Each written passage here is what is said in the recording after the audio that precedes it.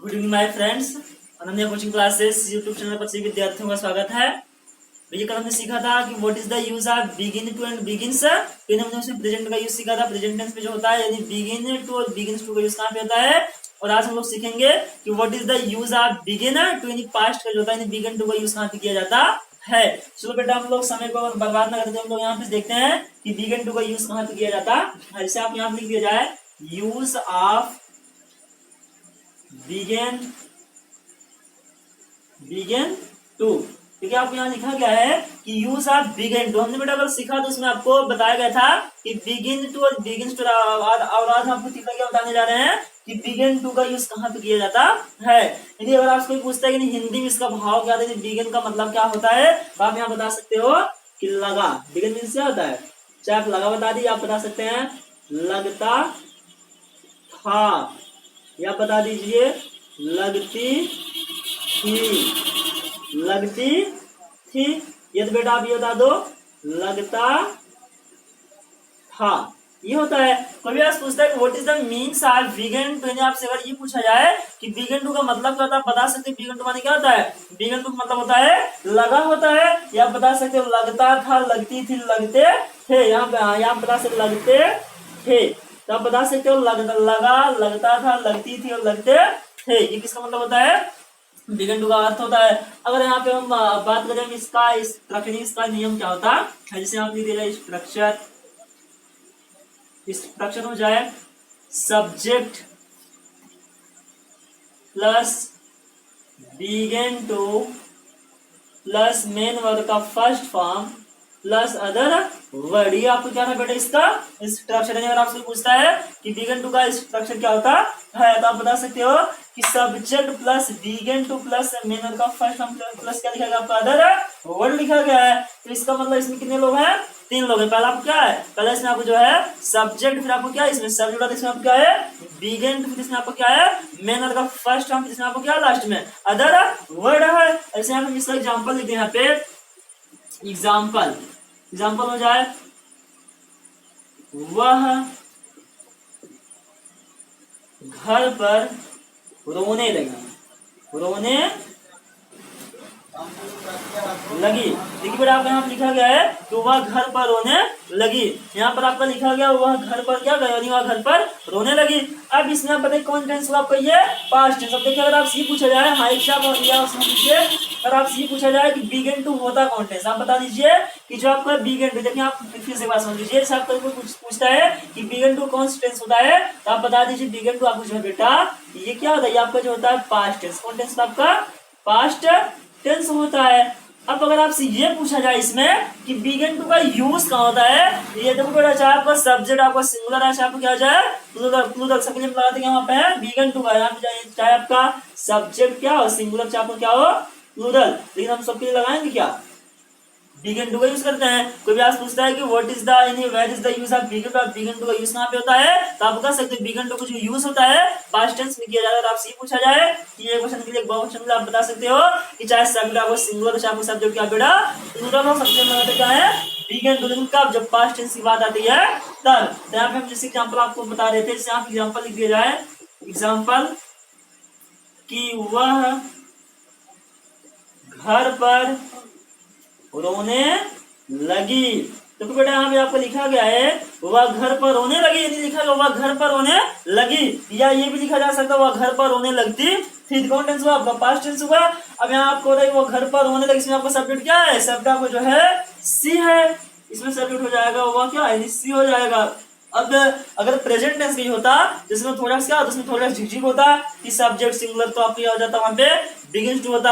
और वहां पे सब्जेक्ट प्लूरल होता, वहां क्या लगाते हैं आप बिगिन टू का यूज करते हैं। लेकिन बेटा आपका जो पास्ट टेंस होता है, पास्ट टेंस में एक अच्छा नियम होता है, चाहे सब्जेक्ट आपको सिंगुलर है, चाहे आपको क्या जाए प्लूरल, इससे कोई मतलब नहीं है। जो मेरा नियम होता है उसी अनुसार लगाते चले जाएंगे। यहाँ पे सब्जेक्ट देखो, चाहे आपका सब्जेक्ट हो, चाहे आपका सिंगुलर हो, चाहे प्लूरल, हम लगाएंगे हमेशा क्या बिगिन टू का यूज करेंगे। यहाँ पे क्या आ जाएगा सी बिगिन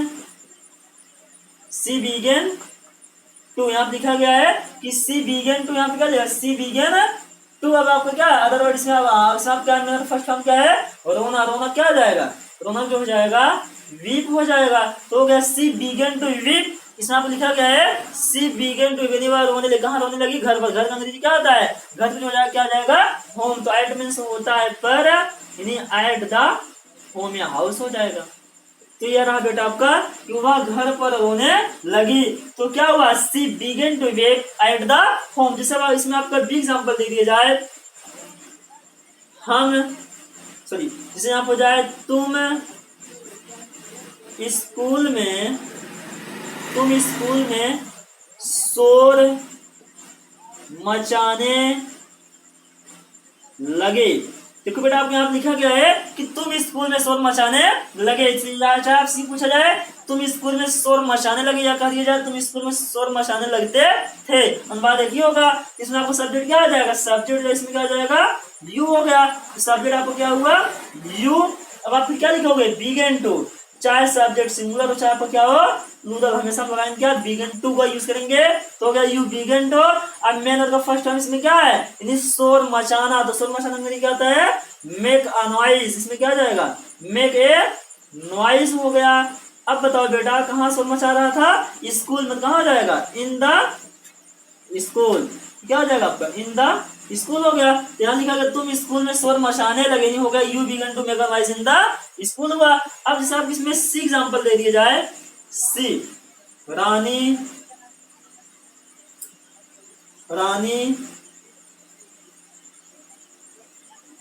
बाजार में रानी बाजार में टहलने लगती थी। देखो बेटा आप यहाँ लिखा गया, तीसरा एग्जाम्पल आप लिखा गया है कि रानी बाजार में टहलते थी। या आपसे पूछा जाए कि रानी बाजार में टहलने लगी, तो इसमें आपको क्या आ जाएगा? सब्जेक्ट का जिसमें रानी हो गया, यहाँ पर हो जाएगा रानी। और फिर आप क्या लगा दोगे? Began to. यहाँ पे हमने क्या लिखा? रानी बीगन, रानी हो गया आपका रानी। फिर क्या हो जाएगा? बीगन। फिर क्या यानी begin to.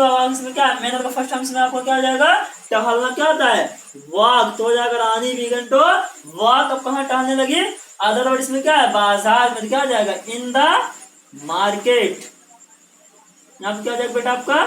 In the market. यहाँ पे लिखा गया रानी बाजार में टहलने लगी या टहलने लगती। फिर क्या जाएगा? Rani began to walk in the market. ये जरा आपका बेटा या फिर बिगन टू का आपको क्या यूज है? कोई भी आज पूछता है। देखो बेटा जब भी आप मेरे वीडियो को आप देखिए तो आप उसे वीडियो मत समझ देखिए, बल्कि आप ये सोचिए कि मैं जाकर के ऑफलाइन या ऑनलाइन में उस क्लास लगी पढ़ रहा हूँ। आप उसको अच्छे से बकायदे आप उसको नोट में लिखिए, तब जाके आपको अच्छा समझ में आएगा, ताकि आप अपने भविष्य में कुछ कर सको। आप इस उद्देश्य से पढ़ो कि मैं इसको पढ़ता ताकि मेरे जीवन में इसको कुछ काम ना आ सके। नहीं बस मैं वीडियो देखने के बाद क्या हो जाए समाप्त। तो आप जब भी किसी वीडियो को देखिए किसी कुछ संस्थान के, तो आप उसको क्या कीजिए? अच्छे से आप उसको देख करके नोट करो। नोट करने बाद उसको अपने मन उसको आप क्या उसको चिंतन कीजिए, आप उसको सीखिए, तब जाकर के आपको समझ में आएगा। तो एक बार इस बात फिर सुन लीजिए बेटा। कोई भी पूछता है कि what is the means of began to, आप बता सकते हो बिगन टू मतलब होता है लगा, ये लगता था, लगती थी, लगते रहे। बेटा आपसे पूछा जाए कि what is the structure of began to, began to का स्ट्रक्चर क्या होता है, तो आप कह सकते हो subject plus began to plus main verb का फर्स्ट प्लस क्या जाएगा वर्ड। और आपसे ये पूछा जाए कि what is the where is the use of began to, began to का यूज कहाँ पे होता है, तो आप कह सकते हो पहले आप ये बता सकते हो बिगन टू जो होता है कौन टेंस आपका पास्ट टेंस होता है। अब आप ये यूज करने की जो बात होता है, आपसे पूछा जाए कि बिगन टू का यूज कहाँ होता है, आप बता दीजिए। बिगन टू का जो यूज होता है, began to is used in a past tense, किसमें प्रयोग किया जाता है, पास्ट टेंस में होता है। और आपसे ये पूछा जाए बिगन टू का यूज और कहाँ होता है, तो आप बता दीजिए। चाहे सब्जेक्ट आप क्या जैसे आपका सब्जेक्ट सिंगुलर हो चाहे आपको क्या हो जाए प्लूरल, वहां पे हम लगाते हैं क्या है बिगन टू का यूज करते हैं। अब जैसे यहाँ पे आपको एग्जांपल लिखा गया कि वह घर पर रोने लगी, she began to weep at the home. Again बेटा तुम स्कूल में शोर मचाने लगे, you began to make a noise in the school. अगर आप लिखा गया है रानी बाजार में टहलने लगती थी, रानी बाजार में टहलने लगी थी, क्या हो जाएगा Rani began to walk in the market. मैं मुस्कुराने लगा, आई बिगन टू स्माइल, वह हंसने लगी, सी बिगन टू लाफ, वह बोलने लगी, सी बिगन टू स्पीक। मैं बाजार जाने लगा, I began to go to market. मैं खाना खाने लगा, I began to eat the food. आप क्या रहा है बिगन टू का यूज रहा। अगर बेटा अगर आपको ये वीडियो आपको अच्छा लगे तो आप वीडियो को लाइक करें और चैनल को सब्सक्राइब करें अगली वीडियो और अगली वीडियो को नोटिफिकेशन पाने के लिए बेल आइकन दबाना न भूलें। Thanks for watching this video.